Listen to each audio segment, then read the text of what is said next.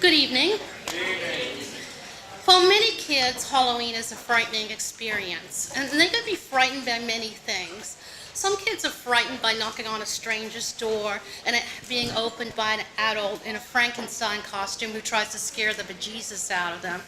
They can be frightened by hoping the neighborhood remembers how many kids there are and not run out of candy. Or they can be afraid of crossing paths with that group of kids who are now too old to trick or treat, but run the neighborhood with eggs and toilet paper. My kids, however, had a different fear. Their fear was, what was their overzealous mother going to make them wear on Halloween Eve? Now, you might think that's not too bad, but I have a very good imagination. On a scale of 1 to 10, my creative vision is a 10. However, my ability to actually make that creation is around a 4. And it was that gap that caused me so much trouble and came back to bite me every time. So when my daughter was about 10 and her brother about 8, I envisioned my daughter in this pumpkin costume. She'd have tights and she'd have on a long sleeve shirt and she'd be covered in this pumpkin that I would create. Well, it started out not too badly. I managed to, out of coat hangers and wire, create kind of a skeleton of a pumpkin. And it would slip over her head and she could put her arms through it. And it's so far so good. But then I had to make the body, the actual body of the skeleton.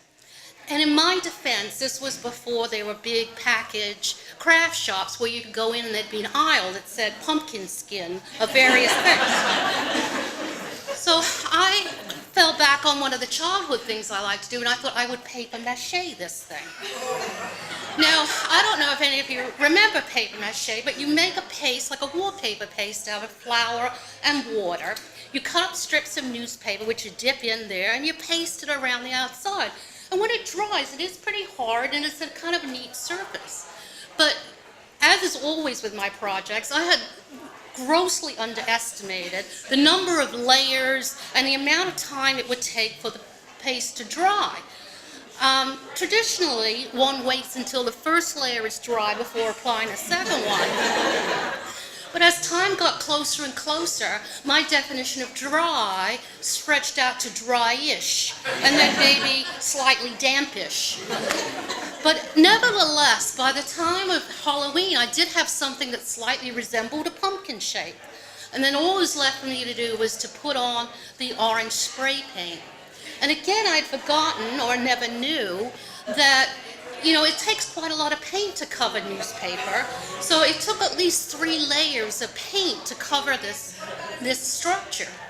Now, most of my projects are what you call 20-footers. From 20 feet away, it actually looks pretty good. But unfortunately, my daughter had to get a lot closer than that. She actually had to wear it. And they had been invited down the street to a neighbor's house for a pre-trick-or-treat party. So she very gamely lifted her arms up, and I put this contraption on her, and off they trotted to this party. And as it got darker, I saw the mother coming back with my kids, and she's holding the pumpkin costume out to one side. Perhaps she thought it smelled or it was going to attack her or something. But I realized, she told me, she said, that's a very interesting costume. She said, unfortunately, your daughter cannot sit in that costume, so we had to get her out of it.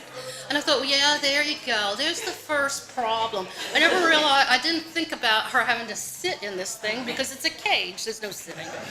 And then she turned around and she said, the other little issue is it's damp. And I realized she was holding it this way so as not to get any wet paint on her clothes. But you're in for a dime, you're in for a dollar. It's too late to do anything now, so you press on. And you say, okay, dear, here are your trick-or-treat bags. Let's put this costume on you. It's going to be just fine. Knowing in the back of your head, you're like, oh, I hope it is fine. Because now she's wearing, in the cold, a damp pumpkin costume. So off they go, and I think, well, things can't get worse. And then it got dark, and I see them come back, and my daughter is looking very disheveled. And the pumpkin has obviously sustained some damage. And my son filled me in on the details. It turns out that, remember that group of kids I told you about? The ones with the eggs and the toilet paper that are too old to actually trick or treat, so they roam the neighborhood?